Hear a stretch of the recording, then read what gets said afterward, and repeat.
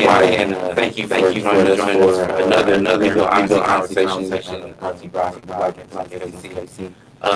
When thinking of this topic of diversity, equity, and inclusion in the Black community, I was drawn to really try to identify the different characteristics of our community. The question that I really asked myself, it was if we are asking everybody to accept us authentically, are we truly accepting ourselves authentically? So bringing like-minded individuals, really great pillars in the Kansas City, specifically here in Kansas City. Just try to open up the conversation. We know that there might be some problems that come. We're not really solving problem here. But we're looking to just try to engage with you, engage everybody within the building to one understand each other. To ignite, a drive to really unite ourselves. We're all facing the same issues just because of color of skin. So I'm really hoping, it's my prayer that this conversation be a positive conversation, and everybody here on this panel is listening to understand, and speaking to try to change. So I appreciate everybody coming out. We'll be having this live stream for quite some time, for about an hour or so, however the guests feel comfortable. We're going to continue this conversation after the stream as well, so everybody here will be able to engage and ask some questions to just continue on, building from here. We as KC see ourselves as that accountability partner for everybody in this room to ensure that this is just not a conversation, but this turns into really task-driven, actionable items. Before I come back out of here, it's Don, who's our moderator. I want to bring in Christina from Black Hope, and her thanks and her props for allowing us to use this space. Just kind of tell everybody a little bit about.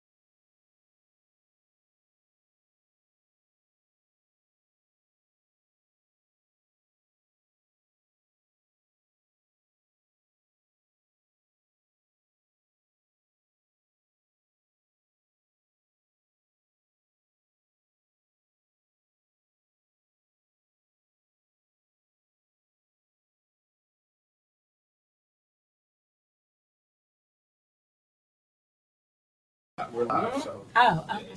Now go back. Okay. Yep. So start over. No, just finish with the social okay. media. All right. So if you are not following us on social media, you can do so on Facebook, Instagram, as well as LinkedIn at The Black, and that's BLAKKCO. Our website is www.theblackcode.com. Again, we're excited to provide the space for Black excellence. We truly hope that you enjoy the evening. All right, so really appreciate her for allowing us to use this space. All proceeds from the donations that was given from everybody here will actually go directly to Black Code, because we as BSKC really believe in collaboration, but that collaboration really doesn't happen without true support, whether that's monetarily or in person for activity. So really thank you for allowing us to use the space. So without further ado, we're going to get into this conversation. Want to introduce Don. I was actually introduced to Don earlier this year as a part of becoming a part of the BSKC board. And I want to say this in this short time, this guy has had such an impact on my thought process when it comes to not only developing BSKC, but developing myself as an individual. So when it came to creating a conversation of authenticity, the name that always popped in my head was Don. And so really, really appreciate Don for driving this conversation. And I'm going to get out the way, bro. Yeah, man. Appreciate you. And again, just want to acknowledge your leadership and how you initiate things that have a sitting impact and then will have a long-standing impact as well. Because this is something that, even though I hadn't even really considered it, you know, it came through you. And so we want to do our best to honor the space by really bringing our best selves to the conversation. And that's all really that I'm here to do, is to facilitate a conversation and to do my part to help the interaction move in a way that is conducive to the object and subject at hand, which is us unveiling some of the things that are ailing us as a community that we haven't maybe paid attention to yet. So we're going to start this off with allowing you guys to introduce yourselves. So I want you to take 30 seconds in just a moment to introduce yourselves, as well as share with us what allowed you and yourself to accept the invitation to come to this conversation. And so I want to acknowledge something real quick with DEI. Diversity, equity, and inclusion is something that's a real, buzzword, buzz phrase. And a lot of times with those kind of things, we kind of take for granted what we think they mean. And so when talking about diversity, equity, and inclusion within the Black community, there's so many assumptions that go into that. And we understand as Black people that being Black is not monolithic. We don't all act, feel, think, do the same. And so in this conversation, hopefully we'll get to hear from these beautiful people some of the things from their lives personally as well as professionally that can contribute to us just moving forward and understanding ourselves and each other. And so inviting you here in the live audience, any of you out there in the virtual audience, that if you have some thoughts, questions, feel free to share those so that we can get them in the queue and have some of the panelists address them. So 30 seconds. And I guess if it's cool, we can just start over here on the left. Just give us your name and your occupation if you choose, as well as why you decided to accept the invitation. Definitely, I appreciate everyone for having me. To all of these panelists, Black excellence, those who are virtually and in person, I appreciate you all having me. My name is Dear Fields. I'm a senior pastor of Refuge Kansas City, located South Kansas City on Hillcrest. And really, honestly, when I got the invitation to this, it was something like, wow, I was honored. I'm like least amongst these that are sitting up here tonight. But I definitely being a pastor, dealing with the community, different economic statuses that I deal with in our congregation. I feel like me being here is not only an opportunity for me to express things that I deal with, see, but also to learn and gain that connect with people who can better help me serve my community. So thank you all so much for letting me say. Good evening, I'm Jauqua Preston. Welcome. Currently, I serve as the Vice President of Programs and Operations. Currently,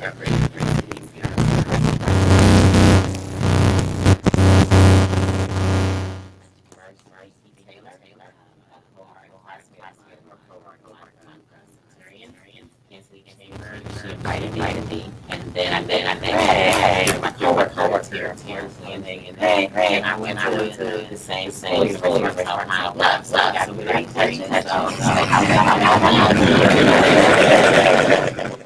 And I'm sorry. I don't know how it's coming up, but anytime there's something with audio, people out there in the virtual world, we have a hard time hearing stuff, so we project.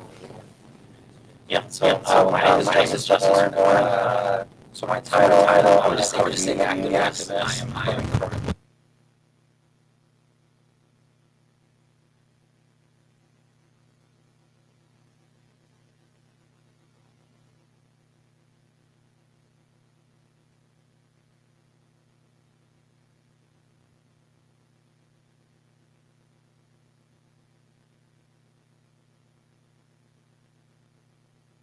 it's very white space. And it's usually, it always has been frontline black communities. So that's what I do. One of the things Greg Black excellence how to be in. Again, I was on because I know the work we all do in the community. So for y'all even think about the subject of being black really means a lot. I don't know how to follow you. My name is Akil Hutchins. My name is Low. I am a production scheduler for I'm also a governance director of Black Kansas City. So working great to make sure that I'm doing these things throughout the city, virtually and in person. I got requests more of a can we grow this conversation? That's one of my biggest things. Personally, I have my own.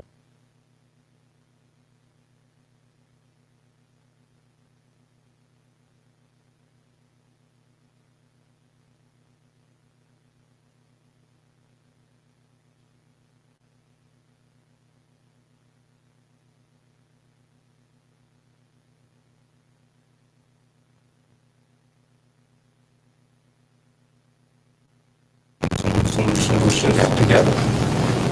Hey everybody, I'm State Rep Ashley Manlove. I State Rep, work in the legislature in Jeff City. I am also chair of the Missouri Legislative Black Caucus, which is all of the black elected officials in the State House and the Senate. I received this invitation and said, of course, perfect timing, because we're having all these conversations about critical race theory and diversity, and whether diversity training should be banned in the state. So right on.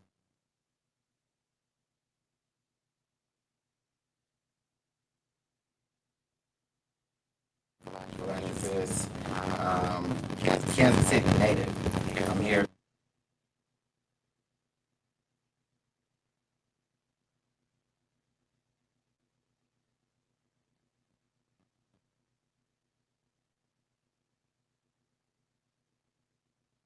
Important to me as much as I'm doing the work outside.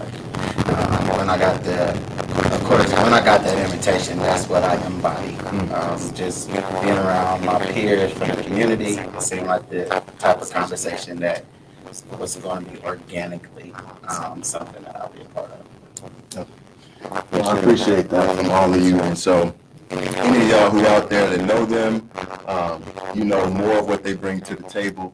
And so, we're going to depend on you to ask questions that, or share thoughts that are going to be helpful for getting the best out of what they can share. So what I'm going to do right now, just go over some basic ground rules that I just decided on, right? Because otherwise, here's the thing. I wanted to really just be at ease. So if you don't have a drink or something, not of any particular kind, I got some extra waters up here. Like, let's just chill and have a real conversation.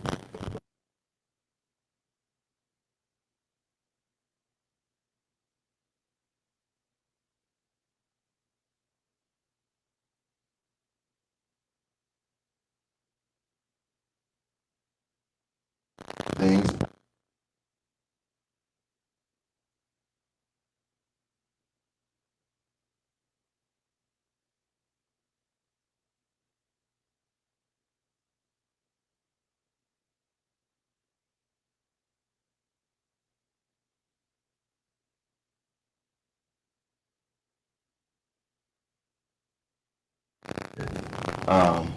Whatever vernacular you use, I invite. Whatever thoughts that you share publicly, I mean, for those of you who have public interest and things of that nature, I know that you'll probably be a little bit more conscious of that. But we really want to get real with how we address the things that are ailing us. Third, I'd love for you to just consciously use I language when you're sharing about stuff that is relevant to you. So, you know, when we have conversations, sometimes we talk about, you know, how you do such and such and whatnot and what. Yeah, being conscious of yourself and being like, this is what I feel and this is what I think and this is what I've seen and experienced. That way we can really just draw out the depth of what you're sharing. And so that's it. So if we can do all that stuff, I think we can have a great time. I'm gonna stop delaying the real conversation now and get to the first question, which is really just to get us going. But feel free to hop in here and just hit it back and forth like we're playing badminton or something. If you play badminton, I don't know. We got the shuttlecocks outside of Right. Nelson. It's irrelevant. Okay, so this is the first question, and it's just an obvious one. Like, why do you believe addressing issues of diversity, equity, and inclusion in general are important? I'll hop in. Okay. Take the pressure off everybody. Why is diversity important? Because before we are the black race, we are the human race. And if we don't accept... Say that one more time, I'm sorry. Please. Because before we're the black race, we're the human race. Okay.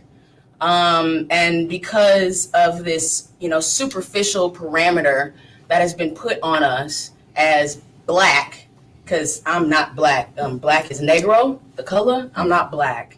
I'm like a creme brulee kind of situation going on. But if we don't appreciate the differences in each other, just like you said, tough questions make you grow because they make you go internal to find out, well, why do I think like that? Where was I trained to think like that? Or where did that thought come from? Which then helps you address whether the thought is actual reality or your own personal reality, which we all know are two very different things as well.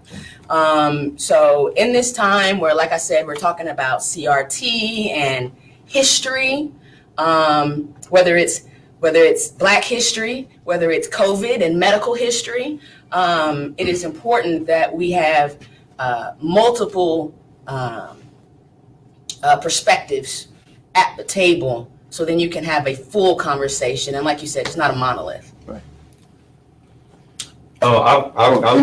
Anybody else? And I'm not going to pick on you, Ashley, but I just want to point out real quick, one of the things that we do when having conversations is, we all know that such and such and such is happening, right? So that's just one of those examples of being able to use that I language consciously, where it's like, I think that this is what is, right? Because we end up just commiserating with each other about things that may or may not be true. Or I might nod my head to it and be like, I don't really know it, but I'm flowing with what you're saying, right? And so these are the things that I would love for us to embody during this conversation so that we can really own the stuff that we're talking about. Because, I think it's important. So, yes, sir. No, I definitely agree with everything that you just said, because a couple of weeks ago, 4 weeks ago, my life changed. On October the 1st, I had my first son and a newborn. So I'm looking a little sleepy because I really am tired. No, I'm serious. No, but it changed my life because I realized my son is going to have to grow up in this actual world. And I know that sounds so minute to some people, but when you really sit back and think about this, when you watch stuff on social media, it doesn't hit home until you know that could actually happen in your house. And when my son was born, that's what really it's been really eating at me. What can De'Eric do? What can I do as a pastor? Who can I sit at the table with now to make this world, this human race, a little bit easier? And I may not be the person to make a huge impact or to knock down all the walls, but what walls can I knock down personally to make this world a little bit better for my son? And I honestly believe iron sharpens iron.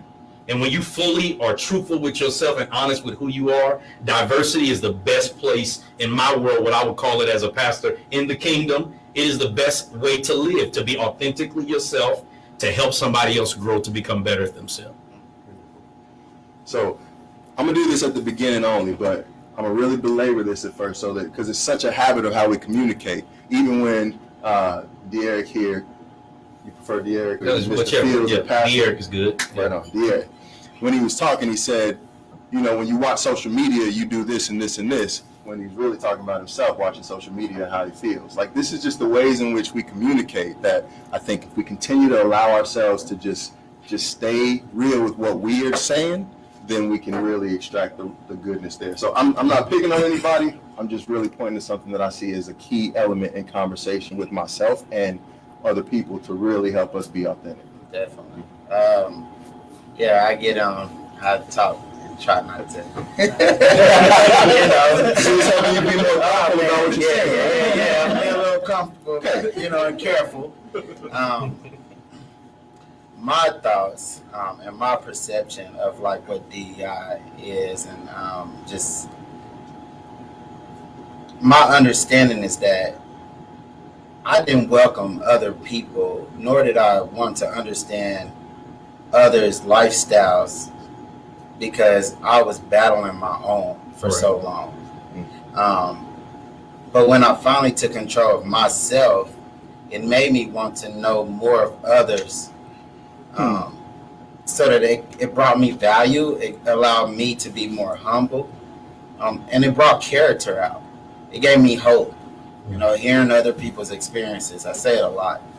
And so, so when I think of it, it is more or less essential that we have conversations like this, but understand that everybody's perceptions are different, but it brings us value to know and have knowledge of that initial understanding that everybody has a different thought, but with the ability to share your story, it can give someone and help someone shift their understanding of just human beings.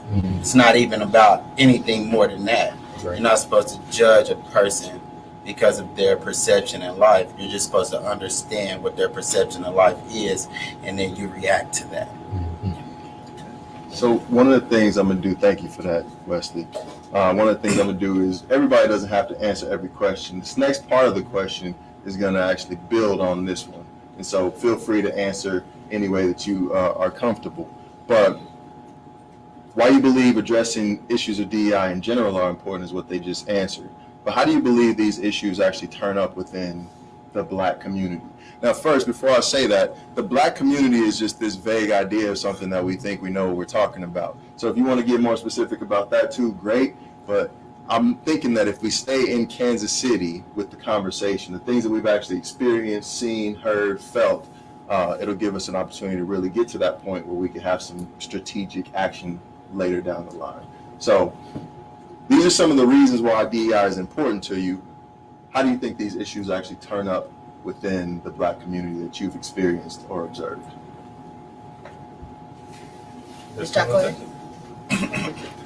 Yeah, so, I think it's just, and just talking personally about my experience, I think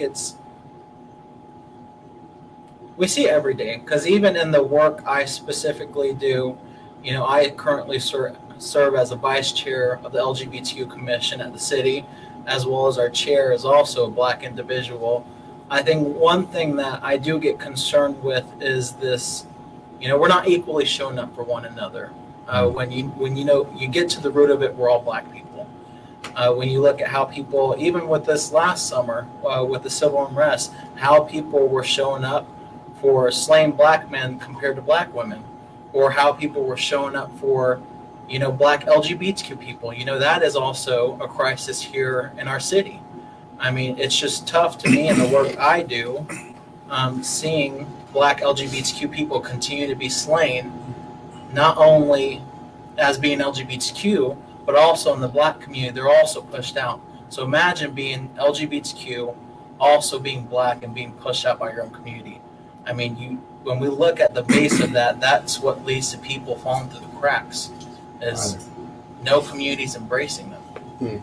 So I think it's us understanding at the root of it, no matter your gender, your identity, your sexual orientation, that we're all Black, and I just, it's tough for me, because even this last June, we saw, the historic first that was recognizing Juneteenth as a paid holiday here in the city, as well as that same month was Pride.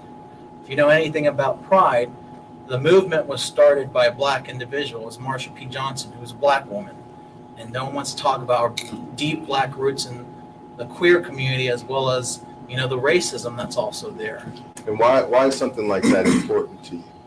Because you're talking about the issue as it stands, but what makes it important? And is it directly related to a person's identity or how they identify themselves or their lifestyle or them being LGBTQ plus or is it something else? Because this is some of the questions around DEI that I think are important to really dig into. That when we talk about diversity, equity, and inclusion, I mean, all of us are a part of different groups, right? And that's the thing. It shouldn't matter. Mm. That is And still you your feel like brother, it your is. sister. You feel like it does matter. You feel like it shows up as a result of this thing or not this thing. That's what I'm No, saying. Why I is feel it like important? that people care too much about it because at the end of the day, they're a part of our community, and they are a black individual. They're our black brother or sister that was being slain or killed because of who they were, and we need to understand that. Mhm.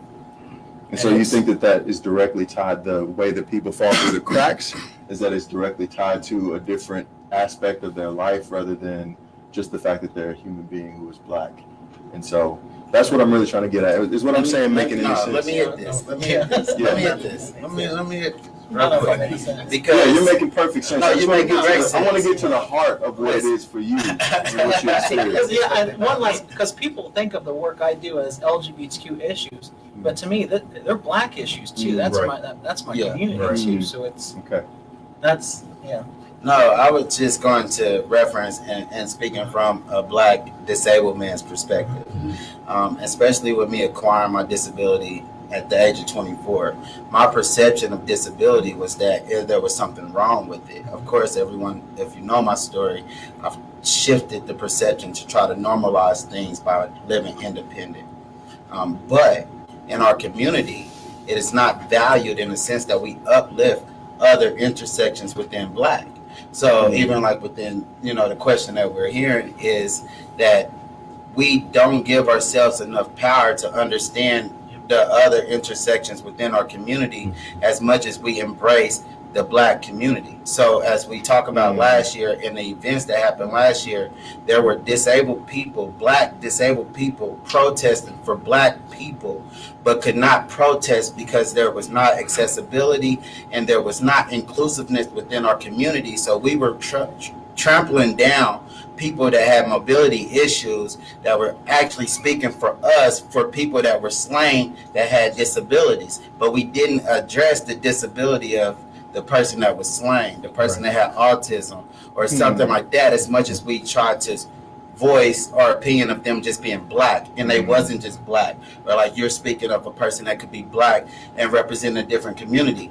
It's like no one's paying attention to the community they represent as much as they're just saying, oh, they're black, so I'm speaking up for them. But do you show up for these people within your community? You don't. And that's where it is. My constant work every day, I'm seeing so many other communities accept disability, but I still see black people with disabilities as an issue within our community. And so that is my opinion, but just commenting off of what you're saying, it seems like, because even in the history of disability, it was the civil rights movement and the Black Panthers that actually pushed the ADA movement, which is moving forward more than the black civil rights movement. But black people moved all the movements, right? But why are we still not accepting all the intersections? But we had a time where we embraced everybody, no matter how they claimed themselves. And now we're at a time where we're apart, but they're trying to put us together by one word when we represent so much. So if I'm hearing you correctly, thank you for sharing that as passionately as you did. Would it be accurate to say that you feel unseen in whatever other element of your life there is, and you just it's like I never thought of this word before, but I'm just going to use it, blackwashed. Like you just get kind of sucked up into just being black, rather than being black and having any other specific aspect of your life being acknowledged that's actually really significant to how you move on the planet. Does that sound right? You feel unseen? I see your head. If you don't go, I'll go. Well, so I'm not going to answer that question. I want to talk about something personal that happened the other day. I was with my niece and nephew, and it took me back. So my niece and nephew, they moved into the Lee Summit School District. So they're on the bus, and my nieces, we're all different hues. My niece is high yellow. My nephew is chocolate. Can y'all hear her? Okay, yeah. So my niece is high yellow. My nephew is chocolate. They're on the bus, and so she says, "My brother." And this other black girl looks back and says, that can't be your brother. He's darker than you. And I'm like, why is colorism still an issue? Now, I'm probably the oldest on this. But in the 90s, when I was in church, Ashley and I went to church together. We grew up in church. I was an acolyte. I'm lighter than my sister. My sister's brown. It's a predominantly black church. The young lady said, y'all can't have the same mother and father. Y'all different colors. And so we have to get to the root of the problem. And one of the problems is colorism within our community. So if we can't accept each other as black people, we're all different hues. We got some serious issues. We got some serious things that we got to unpack. Mm-hmm. And what do you believe those issues are? Not just the colorism itself. What's at the root of this issue? Like, this is the point of the conversation. What's underneath this? I would say colonialism and what is perceived as attractive in our nation. I mean, they brainwashed us to think that our blackness was something to be ashamed of, as well as, and I'll bring it back to myself. I was watching, don't kid after me, but the new Batman trailer and the new Catwoman is that very light woman, and everyone's like, oh, this is a strive forward for diversity, and it's like, that's not all the beauty of our community. It's like, why are we only allowing what we outside people want for our community? So I think it's generations and generations of what's beauty, and we've been brainwashed to think that our brown skin, our strong skin. Okay, so this brings up another thought or question that I'd like to explore.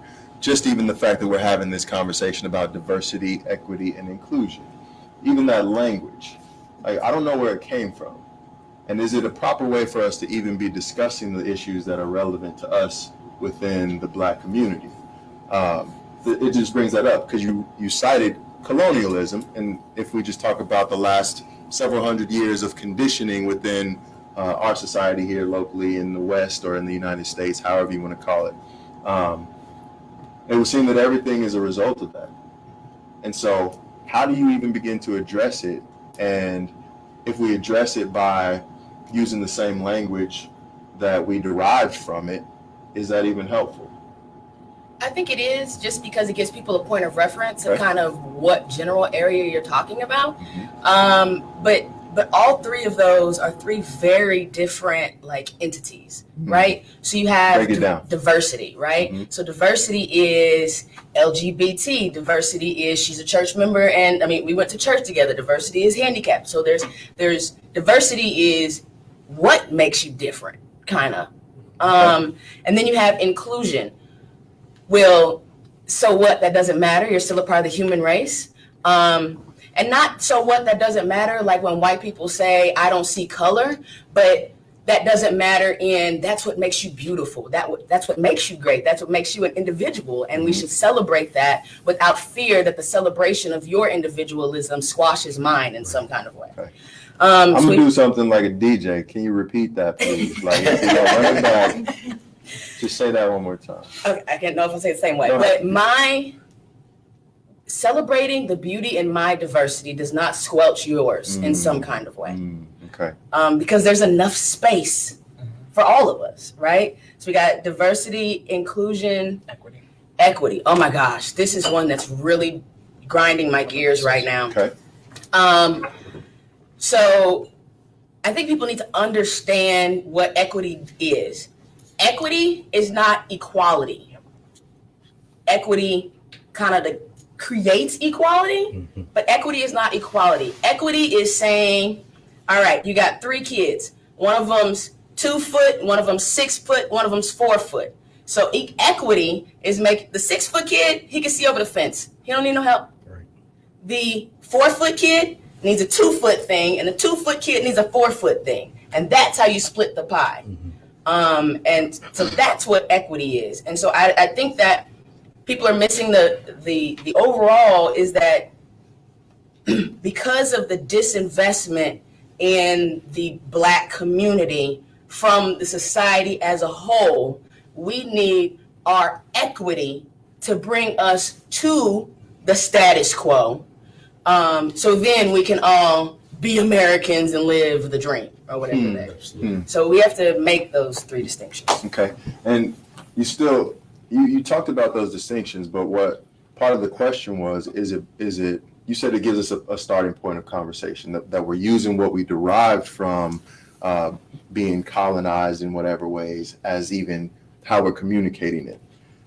One of the things that this brings up with what you just said is the idea that we're trying to meet some standard outside of ourselves. Like, okay, we want to have an equitable stance with XYZ that are outside of us. So we need stuff from the outside to get that, is really what I heard you say. Yeah. Okay. Well, that's the part of the growth and the hearing the different perspectives and learning your history. Our status quo isn't here at colonization. Our status quo is at Massa Musa. Okay. So that's not derived from the colonialist ideas. Right. And I'll use those words lightly. We're just using it for conversation. I know you're just speaking, but you said that things outside are brought into our community, but you also need to put in reference that they came into our community, took things out first. So this is the point of the question. So yeah, go ahead, it's the same with, I mean, I know everyone laughs about Black Panther, but how they took our land and took the minerals and colonized us. And, we could have been the great United States of America if they didn't mess up what we had going there. So they first came into our community, came into our land, and made us livestock and didn't even see us as people. So it's first, we need to start there first, and then that's where I think the conversation needs to start. Okay, so if we did that, if we looked within our own community and found that there was an abundance of stuff within us rather than vying for something without, how would this conversation be affected by that? What would be different versus how we have the conversation outside? So there's diversity, equity, and inclusion outside of the Black community. That's trying to find some way of leveling up to wherever, is the standard outside. But now we're talking about it within the community. So if all of those riches and all of that abundance and all of that stuff is already within, how does that change the conversation, which is what we're having today? I think it changes the conversation because, if Justice is running for something and I'm running for the same thing, I don't care which one of us wins. As long as one of us wins, I'm happy. So I'm rooting for him. So when he gets up and he wins, I'm still clapping. I'm not sour faced. I'm not hating on him oh, Justice is LGBTQ, how's he gonna represent me? I am rooting for him because we are the same. Yeah. And I think that's something that is big for me as a pastor as well. It's me being able to see that somebody in my community, whether they're the diversity, the equity or the inclusion of it, no matter where they come from, though I may be a pastor, I still have to be responsible enough to say, if I'm going to help a community of people, I can't look at it one narrow way, to think that just because somebody is different than me, they can't bring something to the table. And I think that's something that is important for me, especially for the people that I reach, to not be so closed-minded to believe that just because this is the way I think. And I think we talked about this already. I think this way, I've been grown this way, this is what I was taught as a kid, but now to really help the community, to really make this equity work, let's sit down at the table with people who are different than us to make sure that we are meeting the needs of everybody in the community. I think sometimes we think that people who are, because they're different. Beyond my abilities at the moment. I don't understand why that happens. That's fine, because it's an apple.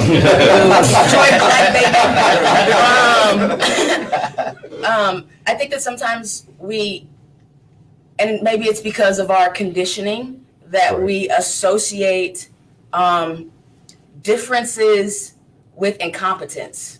Right. I mean, that's a great point. And I'm obviously not a panelist, but this is what's sparking for me when you say that when I think of colonialism, when I think of people that have gone around the world and gone into places and seen and experienced and met people who were not like them, and then they took everything that they valued and then brought all that they were to the table. They didn't let it sit where it was. That's what I think of, is that when I feel like I'm different than something, there's this idea of contention. And so if we're contending, then I got to win. Yeah. And so there's this scarcity of resources that's like, I got to take over because they're different than me and I got to survive.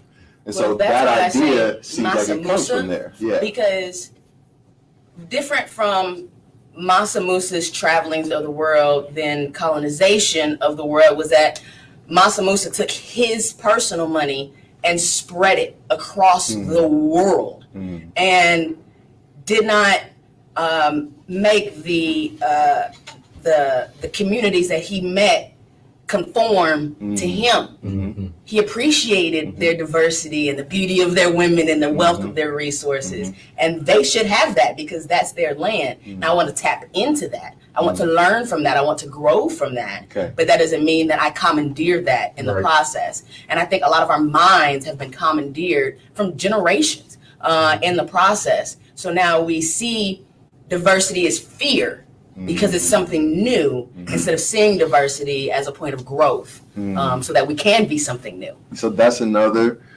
run it back idea. You don't have to say it again. We captured it, but it's that thought that when we engage in something, seeing it as a growth opportunity when it's different than us rather than seeing it as something that I either need to shun or need to But we've had to escape. protect ourselves for so long that's our natural instinct is to protect ourselves from this new thing that's coming. I don't like it. It's a new vaccine. No, baby. It's not a new vaccine. It's an update to the vaccine that they've been using for 60, 70 years since polio. But So we why do see we have to protect ourselves from ourselves? Why can't we come together and be a movement? I don't understand. That's because we need to know ourselves first. Help me understand this question a little bit better. Where's that question coming from? Because, again, like I said, one of the things is the Kansas City Chamber Centurion. So I was invited to a meeting with this lady, and I'm sitting in this bistro in Brookside. Everybody's walking in is white, right? They're stopping at the table. They're high-profile people. She's introducing me to them, and I'm like, well, where do the Black people do that at? Where are we doing that, making those connections that we're helping each other out? Now, when I lived in Atlanta, I did see that. But now here in Kansas City, I'm like, where is that at? Where can I pick up the phone and be like, Ashley, I have Justice here. Justice is interested in Honeywell. How you going to get them on? You know, where are those connections at? Or where is it like, well... Black excellence.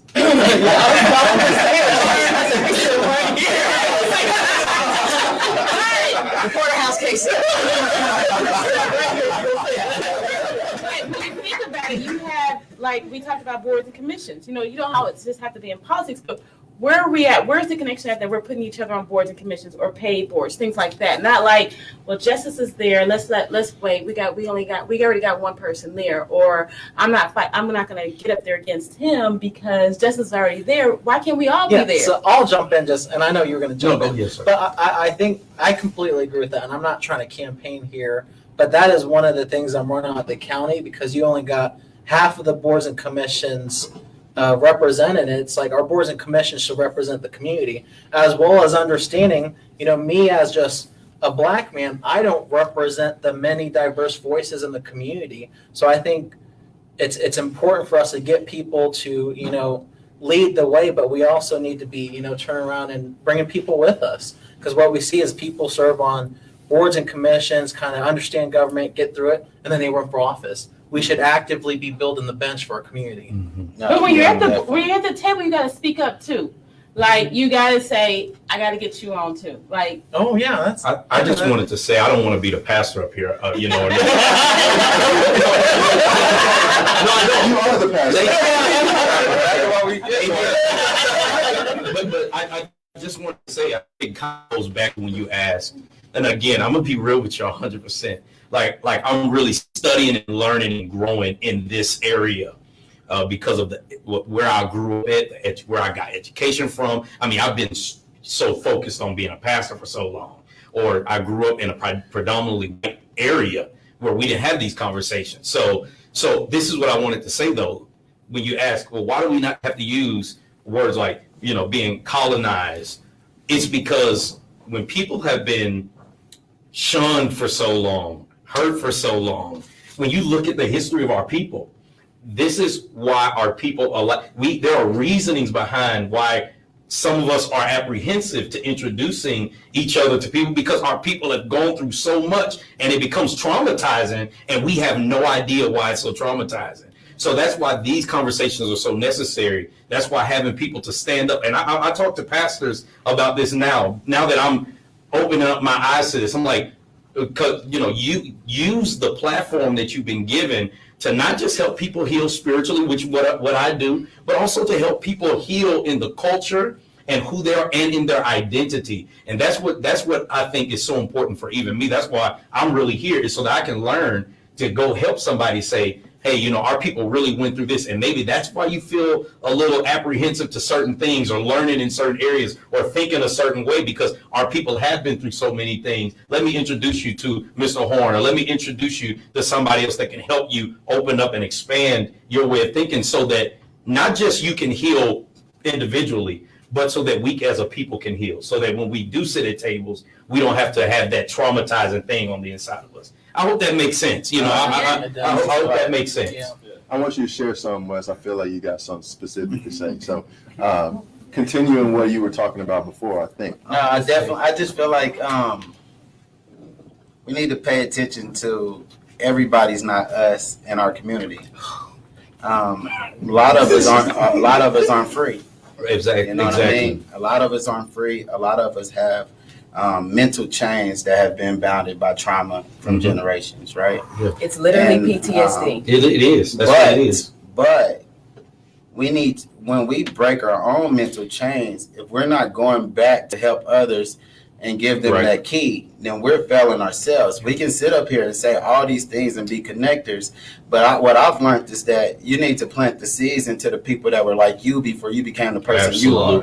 Absolutely. And that's how we grab, because what we find is within the Black community, and I truly feel like I'm invested in a way that I'm speaking my own truth right now, is that when we gain a level of opportunity and success, we do leave those because we see ourselves in a position that is higher. But when you see yourself as such a vessel, you go back. Absolutely. We have for generations seen people that have left. The beauty of us now is that we are coming back in our community and grabbing, but we need more of that. So my thing is that I think the discrepancy is that we don't know ourselves, and we're so caught up in trying to find an identity outside of the identity that has been portrayed on us, that we can't accept the individual identities within ourselves. Oh, wow. Can I jump in there? Yeah, So I just been sitting there listening to everything. It's a lot of things that have been said that I agree and disagree about, but just to touch on what you're talking about, I mean, even breaking down, you talked about the D, E, and I, but I don't even think we talked about the Black. I think that is extremely important, because a lot of us in here don't have a heritage or a culture to point to. You can't say 3 generations down your line what your people were doing. And that in itself is a collective bond that we have. That's what makes us Black. So when you say I'm not Black, that's a color, I wholeheartedly disagree. I think that it's a common thing that we deal with in our spaces, especially domestically in the United States. But I'm sure there are brothers and sisters that left from the United States that are out, that deal with the same type of trauma that they have. And they would probably consider themselves Black. Maybe they're not African American, as like they like to put that on us. That, like you said, it's a mental space that we got to break through. There is once you get over that hump and saying, okay, we all have an understanding of different paths, but we all trying to get to that same goal. Then you can go ahead and reach out and grab other people that are like-minded. So just as you can grab somebody that might be into politics and you say, I see you thinking about it. These are the type of hurdles that I've went through and I had to get past. Well, for clarification, I was talking about Hugh. Yeah. You specifically, not me as a Black gay veteran who's elected. Of course. Right. Okay. Yeah. And I think when you bring up that point, it sounded like something that you were talking about earlier, where not just the reaching back to somebody who's doing the same thing that you're doing, but having a connection that is like a web where I may not be into politics, but I know somebody who is, or not just reaching back for the people who are doing the same thing that I'm doing, even though what you said, Wesley, is important. Like, and I love the way you said it. Was it going back to who you were before you became who you are, something like that. And these are all really powerful concepts. And so when we're thinking about diversity within the community, all the ways in which we observe ourselves to be different than each other, but also including each other in this idea of what it means to be Black. And then having the sense of, okay, well, how do we all move to the same spaces with the same type of opportunity? And it sounds like, if I'm connecting the dots, right, that's what we're talking about, is becoming a community that is unified in its efforts and attention and intention. And so locally, and this is where it can get specific, locally, how do we do that? What is your experience of how you've seen it potentially done, or how it's worked at one level? Because when we talk about DEI, in terms of how I view it outside of the Black community, it seems like it's about power structure.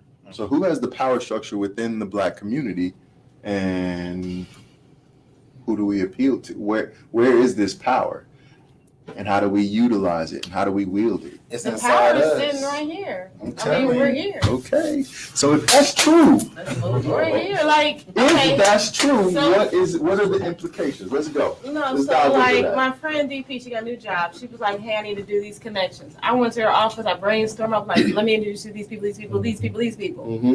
And we've gotten somewhat through the list, but I don't mind helping her get through the rest of the list. But you have people who hold these secrets, like, "Oh, I don't want to introduce that person. I can't help that person get Mhm. up." I don't care who you are. Look, if you win, I'm winning. So I've Come never talk to me. experienced that, but is that something you've seen? That's You what see I do. I don't know. What No. other I people mean people who are so scarce in what they feel. I'm gonna take this watch off. Who's so scarce in what they feel that they're like, "Nah, I can't introduce you to so and so because then I'm gonna miss out on something." Yes, they're called gatekeepers. Okay, Oh, so let's see- talk about so it. then this would be the power structure. Yes. This would be the power Who are the structure. gatekeepers? So I think it happened. So for me, when I'm thinking about why are gatekeepers here, and how did they develop, I take it all the way back to the assassination of our leaders in the 70s. And okay, so Malcolm, Martin, Emmett Till, right? And we didn't. He wasn't a leader, but it ended up sparking a Sure. movement. So when they were all assassinated, the rest of us got scared because we thought that we were going to get assassinated too.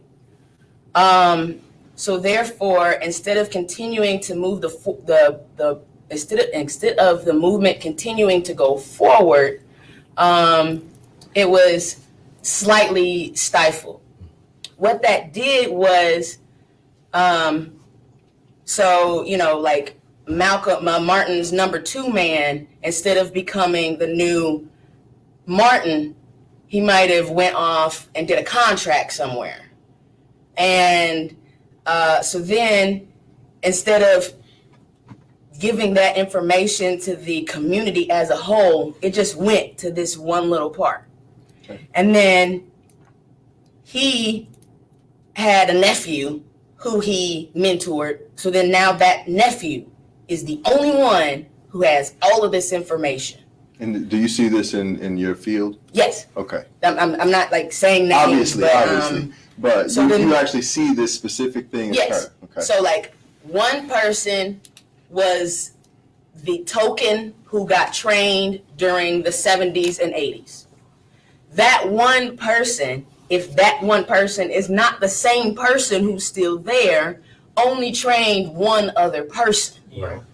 So therefore, now that one person is the only one now who knows how the bureaucracy works. Yeah. And unless that person goes and talks to a high school it's going to continue to be just that one person only knows what's going on. Okay. That's why I try so hard to get into, I'm in middle school up to high school, is so that number one, when you see it, you can be it. So help the kids, so they won't think that I'm the gatekeeper. Like, anybody can do this. I'm a little black girl from 39th and Van Brunt with a prostitute on the corner. You know what I mean? So anybody can do that. And so that's how gatekeepers start. Yeah, I love where you just went. When you said, yeah, I'm just like, all right, now we're really talking. And so, that's how gatekeepers start. Gatekeepers and so that one person gets trained on this specialization. And they don't train anybody else. Okay. So therefore, they stay the only person who recognizes this specialization. Right. Makes sense. And so we're not obviously trying to solve these problems, but if we can uncover what they are more clearly, do you feel like beseeching the gatekeepers, or how do you alleviate their sense of scarcity, or how do you usurp their need to protect themselves to actually disperse this data or information? Because if you're talking about one person and one person and one person, and I mean, we appreciate you going to the schools and talking and being like, yo, ain't nothing really unique about me in this respect, so y'all can do whatever too. Yeah. What is needed to be able to facilitate this kind of diversity, equity, and inclusion within our community more? Well, we have to show the gatekeepers that there's something else productive that you could be doing for the community. Okay. So there's not that fear of loss of power, because that's what you said. It all is about power and money. Like that's like just the way that like humans have kind of formed themselves to what makes you great and what doesn't. Like that's universal. So when we can show the gatekeepers that, yeah, you no longer need to work in the city budget office and like be a part of like the TIFs, but now you can move on to this other board or commission that does the policy for the state. So then one of us can move up, and then you can show them how to do it, and then they can show everybody else. You know what I mean? So when you show them that it's not necessarily a loss of power, it's just a shift in the dynamic. Yep. Then those gatekeepers are, if they're a decent person, are normally more relaxed with kind of getting rid of that key. Anybody else have any thoughts or seen something in their industry? So I think, when I hear gatekeepers, I usually almost think about people that are over 50 and 60. People that have been here, that have experiences, they've got the connections, the power as in knowing who to go to, where to go to, the resources. They usually are the gatekeepers in our community.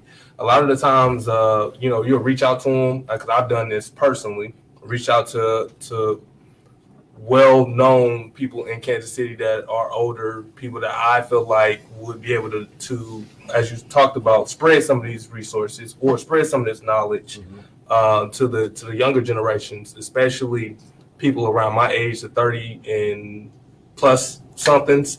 And even the 20-somethings, I think would gain a lot of the great knowledge that they've not. Maybe knowledge is the wrong thing. Understanding the actual knowledge of how to move in certain rooms, how to get into those rooms, and then go through those doors. I think a lot of times collaboration, which is one of the BXKC's biggest things, is collaborating, is because it, like you talked about, it doesn't take your power away. Like, we're both here, we're both partners, we're both able to move and shake in the same time. Yes, so. Go ahead, Jess. Oh, I got a thought. Yeah. So we talk about collaboration. So when you're doing that, you think about the gatekeepers. You have to get outside of yourself, out of your box.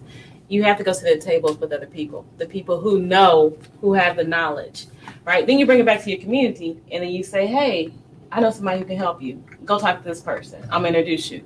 So it's about connecting and always keeping that network flowing. Like, I might not know a lot about politics, but I can call Ashley and be like, hey, Ashley, I was looking at this board. I want to get on it. And I'm not going to keep talking about boards, but just anything Ashley might be doing. Or, hey, Reverend, you're Reverend, I want to come. I want to talk to your kids about something. So it's just about getting outside your box, getting outside yourself, going out, getting the knowledge, stepping out your network, bringing it back into your network, and then spreading that love. That's awesome.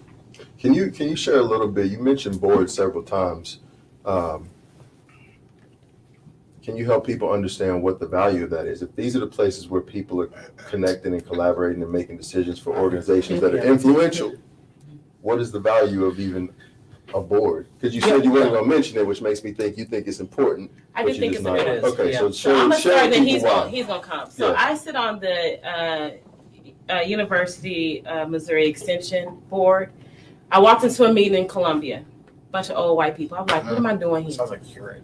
Right. I'm like, what am I doing here? And I was like, but you're here for a reason. So you're here to get the knowledge, to bring it back, to uplift your community, right?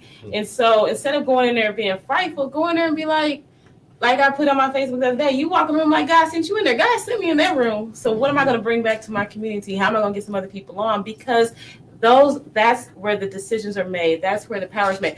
They are making decisions for students at universities that I went to an HBCU, but there are other students. My sister went to PWI, she went to MU. So I'm helping them make decisions for my sister who went to their school. Go ahead, Justin. Yeah, no, you're right. So we'll start you got the state level. So you have the state and the Governor Parson, as well as the state legislature. That's where Representative Manlove's at. So at the state level, you have tons and tons of boards and commissions that the governor can appoint, and or some are by approval by the state legislature. So from the streets to community investment to memorials and so on. And then you go down to even smaller, you got the county, so Jackson County. There are tons of boards and commissions that the county executive appoints and or the legislature can approve. So from like a board to Truman Medical or University Health or the prosecuting board. So it's a lot of these boards that don't have a lot of community representation but make decisions that affect all of the community. And then you go even smaller, you have the city of Kansas City. You have your many boards and commissions from TIF, the LGBTQ commission, as well as neighborhoods, and the mayor appoints all of those, and some are by council. So it is unelected representation, and the categories are endless, but it's important that those boards are represented by the community, because what we see is, I love our community to death, but we fight and work to get the electeds, but we don't run the numbers game. What do you mean by that?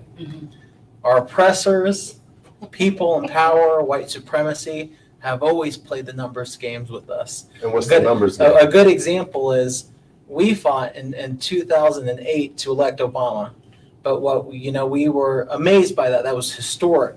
But since he was elected, we lost governor mansions, the House, state legislatures flipped, governors were Republican. We lost school boards, and we don't run the numbers game about running people absolutely everywhere, because we need people on school boards and commissions and city councils and the state legislature. So, it's a numbers game, and we shouldn't be so invested in one person as our champion. We need to understand our community is diverse, and we need that diversity at all levels. So the numbers game is, the bigger your team is, the more likely your idea will be put into policy. Okay, so That's then, the numbers game. So then it sounds like diversity within the Black community is inextricably connected to the diversity outside of it. Correct. So like one of the boards is the Public Utility Board. So the Public Utility Board sets parameters for rates that utility companies can use on their customers, which means me as a Black person needs to be in this room so they can know that just because my zip code is this does not mean that I should be charged a higher rate for the services that I'm receiving. But if you're not the diverse person on that board, which is a lot of pressure, but if you're not the person in that room, then they just think, oh, well, we can keep charging, the people in the city this rate and charge people in the rural this rate, even though the infrastructure calls that they should be charged more than we should. Exactly. Y'all hear the bass in her voice when she said that? She was getting serious with it, which is an indication of its importance. And so as you listen to these things, I'm curious about people who have been listening to this conversation so far. Questions or thoughts that have come up, ideas that you want to share or explore, because if we understand that as we look at ourselves and learn about ourselves within the Black community, that has great implications for how we interact outside of it. This is just my correlation that I'm drawing, but any kind of battle or any kind of engagement with diversity, equity, or inclusion externally isn't going to have much of an impact unless we have acknowledged the ability for us to stay connected and to become unified in a way that allows us to be represented in that way. So this is the thing that I'm learning, and you laughing, Wesley. Share that idea. What's up? Oh, dang, man. No. It's, remember, speak candidly. yeah, You know? very much so. I speak from, the kid that was born from the east side of Kansas City that literally was shot at the age of 24, accepted the fate of dying at 21, and then creating, opportunities after, a rebirth in a sense. But I always go back to who I was. And I go back to the processes and the determination and will I had to have to elevate myself.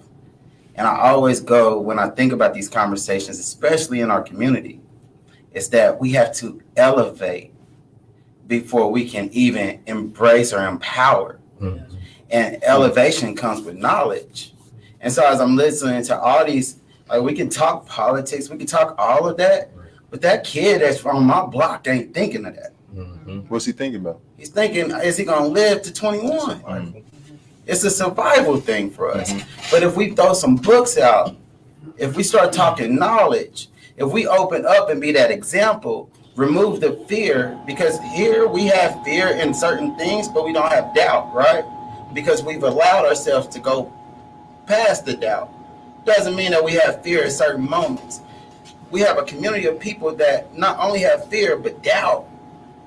They're doubting themselves to go in that extra mile because they don't have the representation or the knowledge and understanding that they can. And so I just take it from all of us being able to overcome the obstacles. But man, that's not what we see in our community. And so a lot of people are constantly forgetting about the kids and the youth. Like, we can see the post about the plaza. We can see the post about like all these entertainment zones and all these kids. I've even drove and it hurts me every time I see it. But what I do is it's a reality that even though we're in these conversations, we cannot make it seem like our community is fixed when they don't have the knowledge that we are acquiring and understanding that we picked up a book or picked up something or got a mentor, and there's a whole community of people that don't have that exact guidance. So like as we talk, I just want to always go back to, like, I want to be outside of, I didn't have none of that education. I dropped out in 10th grade. You know what I mean? I accepted all these things and I'm still successful, but I'm only successful because I picked up a book. Right. Nobody taught me how to overcome this life. I had to teach it for myself. And so I just want, as we keep talking about empowering, we have a lot of kids that's not going to listen to us. We have a lot of people that's not going to do it, but we can be that constant example that we're feeding ourselves with knowledge so they can actually see it and start taking it. Mm-hmm. If we're just having these conversations and telling people what they do, but we're not being an example and showing the processes of how we get the knowledge, how we're understanding, how we're meditating, we're getting up, working out, like, what is it doing for us outside of looking good, outside of having money, right? Like, we need to show, like, what am I doing every day to elevate myself to be in a fucking world that don't care about me? Yeah, I get that. So today I sat with a young lady at a charter school and I helped her advocate for herself for her educational journey. Yeah. That's what I do every day as I go in and out of schools.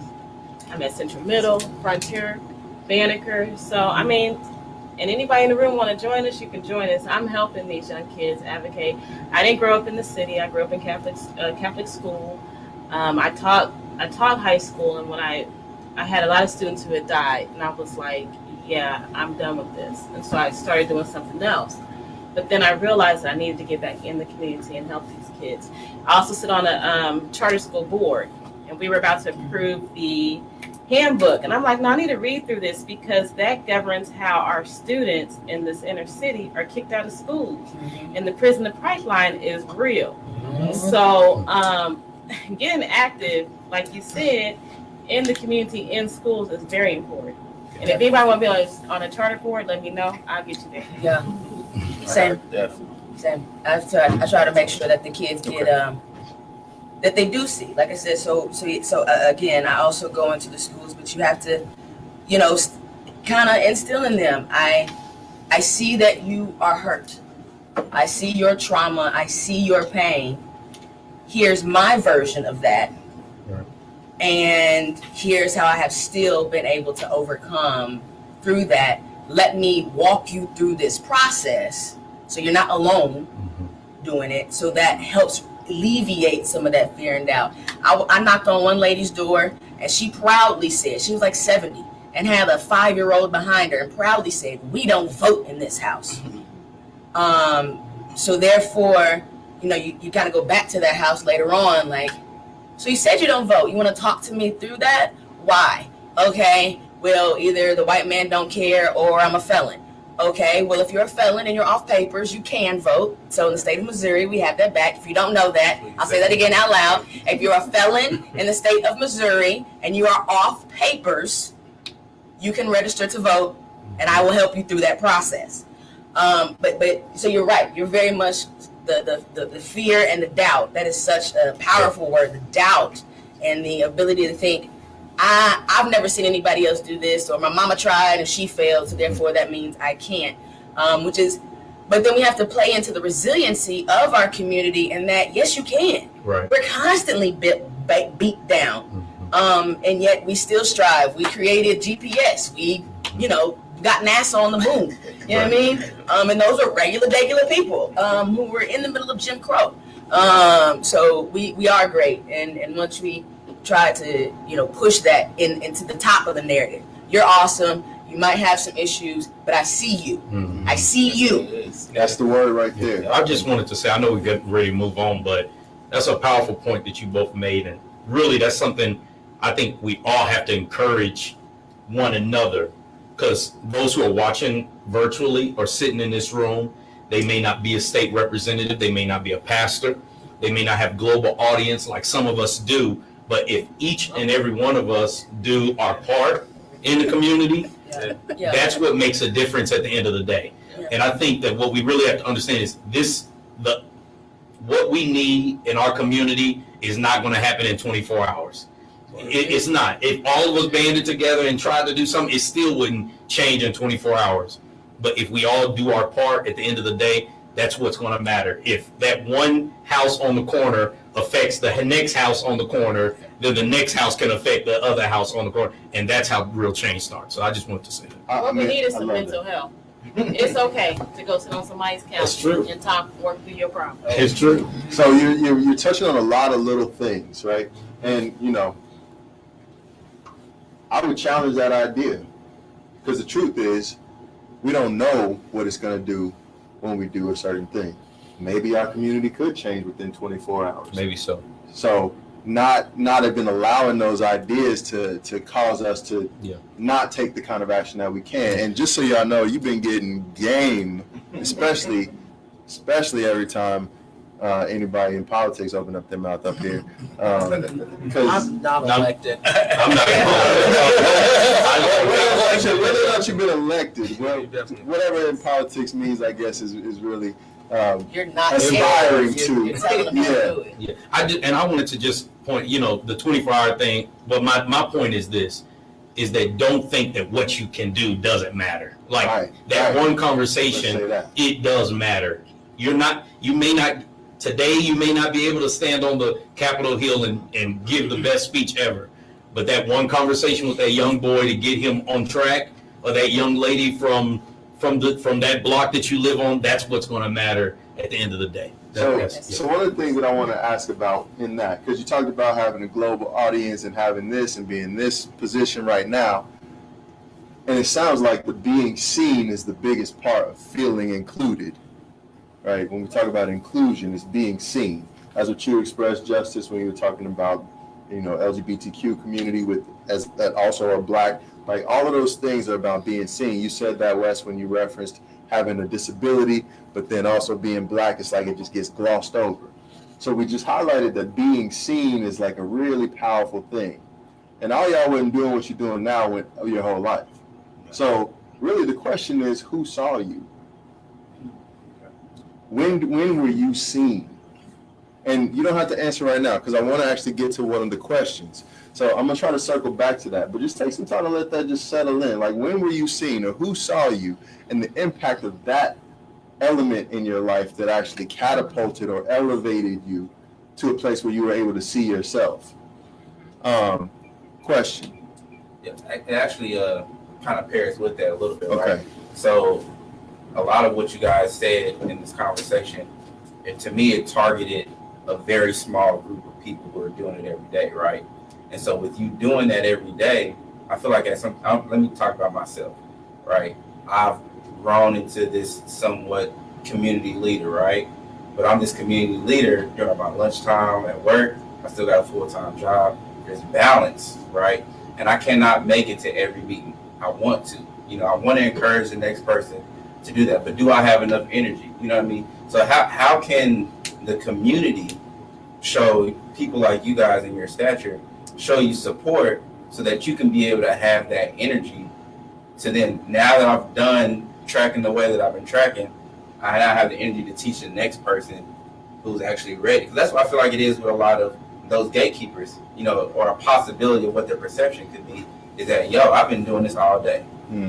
Do I have time to talk to the next person that's coming up? Or I grinded this all by myself. You know what I mean? Why can't they do the same thing? You know what I mean? So what is, I'm trying to just spark that conversation a little bit, like, how do you guys feel about, one, the energy it takes for you to do things that you do every day, and then two, finding that energy to spread it to the next generation of the person who might want to come behind you?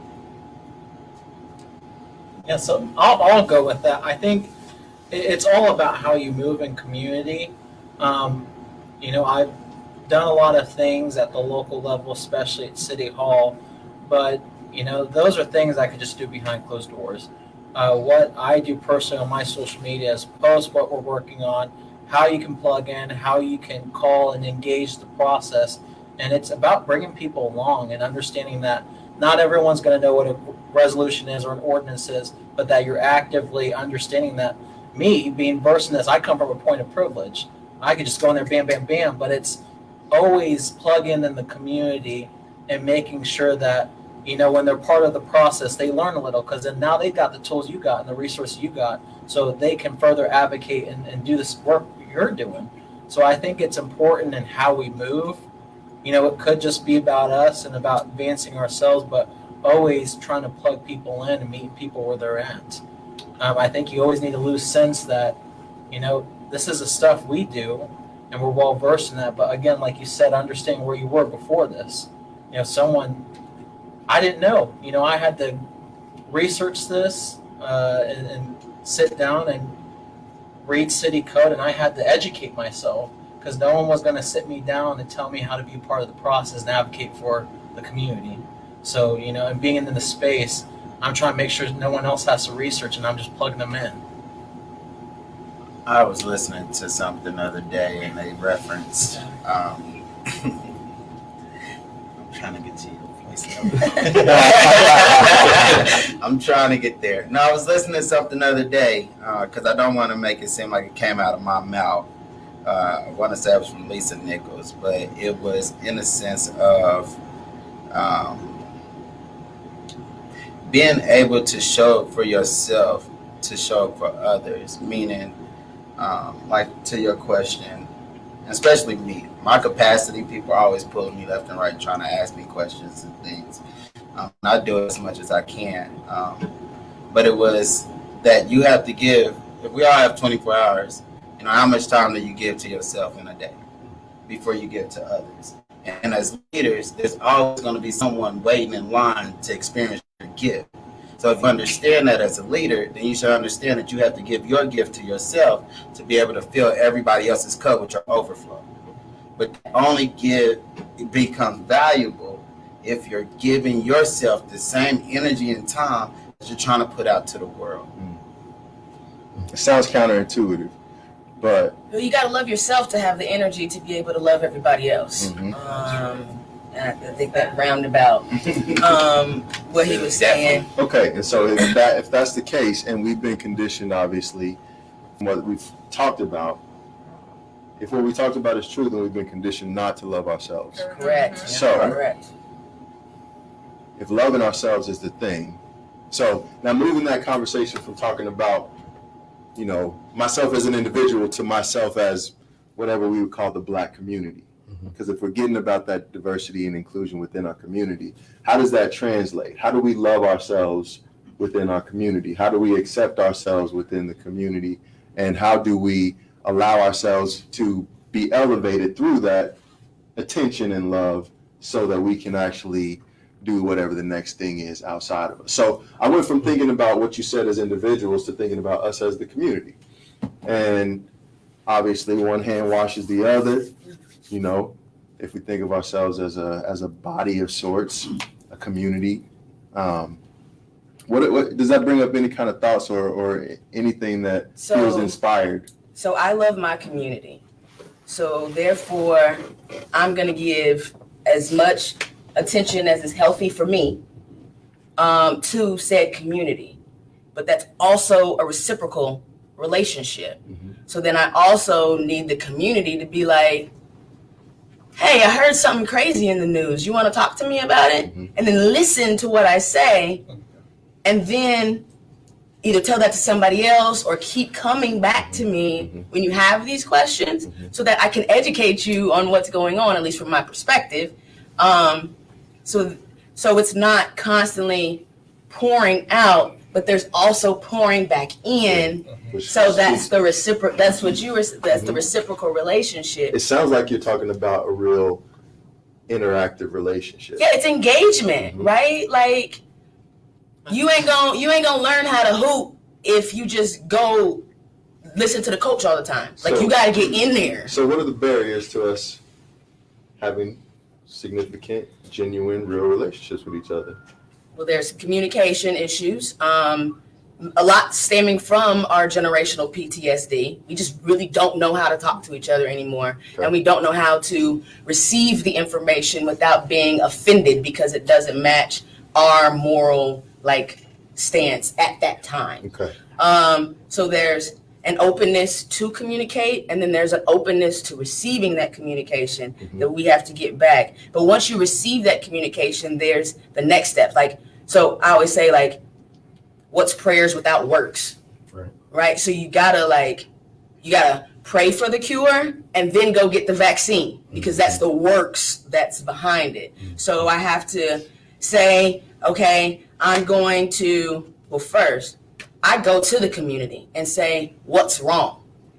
And then I go try to file legislation to fix what's wrong so then we can stop that, so then we can move on to something else. And we don't have to just harp on this one thing all the time. So between the movement of actually pushing our issues forward and then the actual physical communication that has to happen, we have to get out of our own bubbles. We have to stop being so selfish and scared. And that's because of circumstance most of the time. But once we get out of that selfishness and that fear and that doubt, then we can have that open and honest dialogue, which then moves us forward as a community as a whole. So one of the barriers is communication. That's a significant one. Communication and fear. Okay, but fear is another barrier to the communication. Right. Okay, and what is the and again, we're uncovering what the issues are. We're not trying to solve them. But anybody else have any ideas of what these barriers are to us actually developing and maintaining genuine connection and relationships? Whether that's through age, whether that's through sexual orientation, religious affiliation, economic status, all of those things that differentiate us in some way in our own minds. What are the barriers to building real relationships? I mean, so you said comfort. So each of us has our own little sub communities, I would say. I mean, overall, we're all Black up here, but end of the day, we still got sub communities.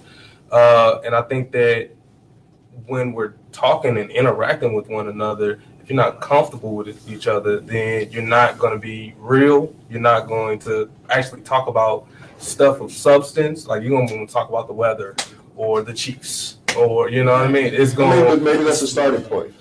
Absolutely, but I think overall, as a Black community, I hate to say this, but overall as a Black community, I don't think that we're all going to march the same way. It's just not going to work. Okay. Because over the generations of the trauma that we've already talked about, the PTSD, all of that, like there's so many different splinters and branches in our community now that it's going to be very hard for us all to march together. Yeah, what if that's not the case? What if that's not the necessarily needed even? Right. We all march the same But way. that's We're just okay, talking about having a relationship. because you need the politicians, right? And they know how to work in this space. You need the community activists. Those are two different people. So they need to move on that it's space. So coming that's back okay. to the connection, the relationship. That's the diversity of the greatness of our community, But right? let's also talk about, like, you're talking about politics and community activism, but let's talk about politics. Let's talk about liberal and conservatism. You know, Black conservatives. Yeah. Like they Black, and I mean moderates as well. So I mean, you got a multitude again branches that are all saying, hey, I think that the government should be bigger. Hey, I think the government shouldn't be bigger. Like that's the splinter that I'm talking about. But at the same time, you still should have a Black Republican understanding that he's Black more so than just a Republican, and being able to move us all in one way. So how do you maybe a specific question is, how do you maintain solid connected relationships with people who are very different than you in their ideology? You have to find the commonality. You have to find the commonalities in our humanity.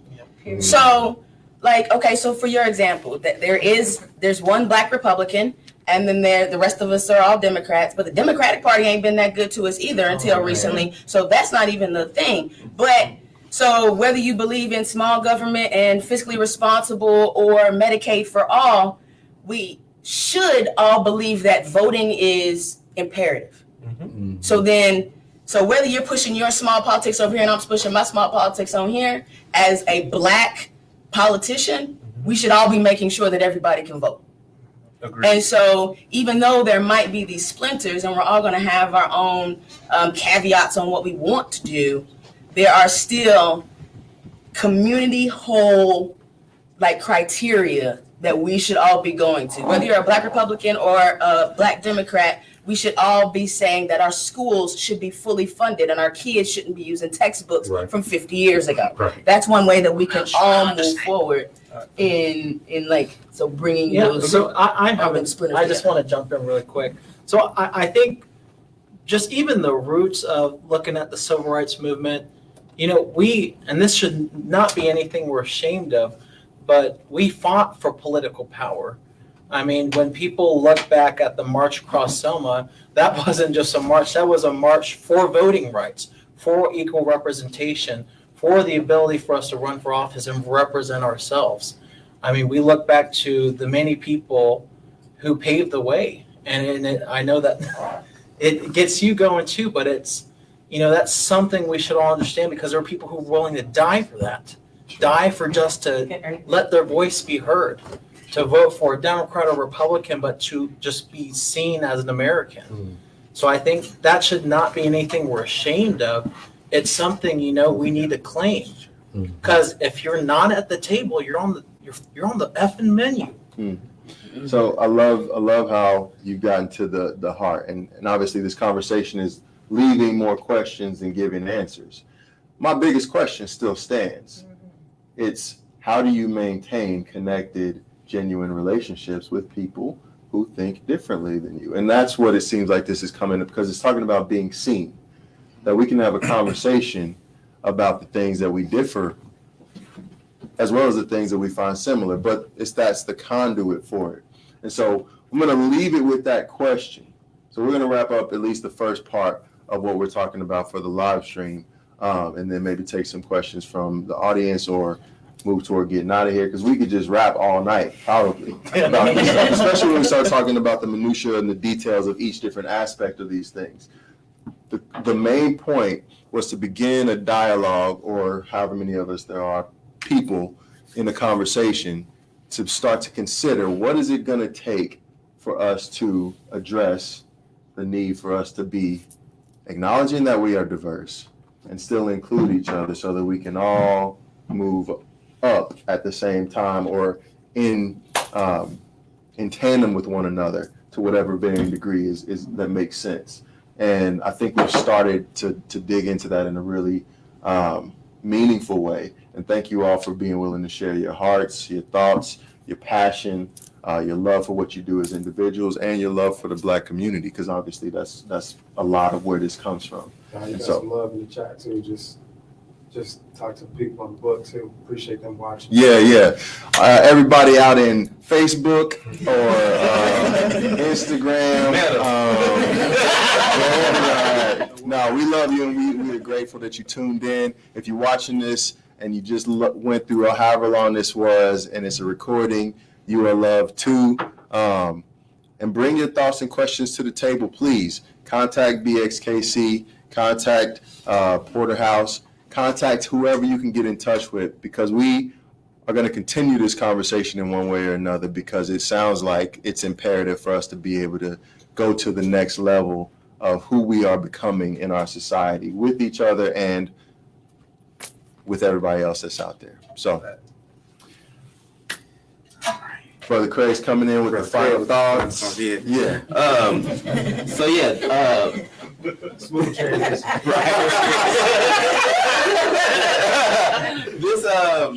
This conversation was exactly what I wanted it to be, right? It's to create a basis, right, of where can we go from here, right? And I feel like without having the vast representation that I have behind me, I wouldn't be able to accomplish that. So I first want to thank each and every one of you guys for coming through here. Super in-depth conversation. Again, this is not going to stop. We're actually the question that you ended on, we're going to pop that into our Facebook group chat. Our Facebook group is the BXKC, what is it? Black Professional Hub of Kansas City. So please join that group. We're going to go into a little bit more depth. And then we're going to go into depth here as we're closing up this great establishment, the Black Co. I want to bring Christina back over here and and tell us a little bit more about Black Co. Again, so like BSKC, our biggest thing with our events is that we just not only want to have fun, but we want to be impactful. So that's the reason why we want to donate our proceeds to this event, to this great establishment. And we'll be doing this more and more again. So please stay in tune with us. New website on the way. Super excited about it. Membership on the way. A lot of great things that we're doing, and really, really super excited to share those things with you. So, Christina, without further ado, she's going to close us out. What a big job. Yeah. Oh my gosh. Give us that benediction.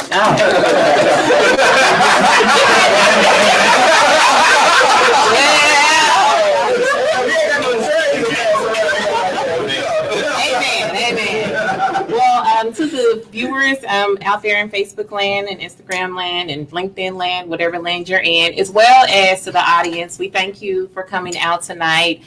Here at the Black Company, we're even more thankful for Black Excellence choosing the Black Company to facilitate an amazing conversation, which, by the way, has been a truly full conversation tonight. If you've been watching, I know you walked away with something different than when you actually tapped into the video. So if you're not following the Black Company, please do so. We are on Facebook and Instagram at The Black, that's BLAKKCO. We are here in our community to provide a safe place for the men in our community to come to and to have a conversation such as the one that happened tonight. So we appreciate you for tuning in. We're located Midtown, Kansas City, 3634 Main Street. It's business, it's pleasure, it's Black. Hey.